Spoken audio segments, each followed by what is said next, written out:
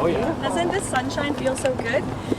A couple of things I want to point out. Great economic news this morning, despite all of the naysayers in the media and also all of the so-called experts. The CPI index report came out this morning and inflation is down. In fact, core inflation is down to the lowest level it has been in 4 years. This is just in 52 days of President Trump taking office. We saw airline fares fell. We saw the cost of gasoline is down as well.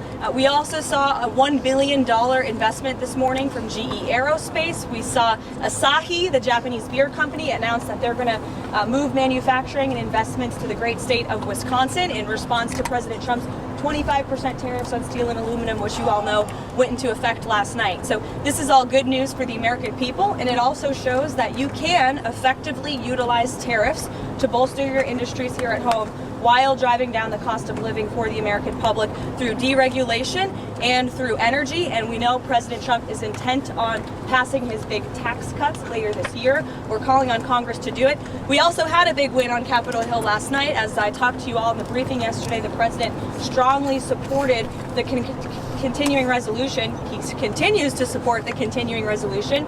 Now the ball is in Senate Democrats' court. Do they want to shut down the government, or do they want to keep it open and funded for the American people who need this government to continue moving, to continue building on the momentum President Trump has created? It's up to them. We'll see what they do. We hope that everybody on the Senate side will help to pass this bill so we can continue doing the business of the American people. I'll take a couple questions. Sure. Karoline, is it a sense that the market and business leaders are not understanding what the president is trying to do, or that they don't like what the president is doing? How do you explain the stock market? Well, I think I talked about this yesterday, and I think the president, the president has also addressed the stock market yesterday. It's a snapshot of a moment in time, and we expect there will be good days and there will be bad days, but ultimately Wall Street and Main Street are going to benefit from this president's policies as they did in his first term. And your reaction on Canada? The Department of Education critical services won't be cut, for instance, reassuring American families who have kids with disabilities that their programs will not be cut? Yes, the Secretary of Education, Linda McMahon, who's doing a tremendous job, by the way, has assured the American people of that. And these cuts are a promise made and a promise kept.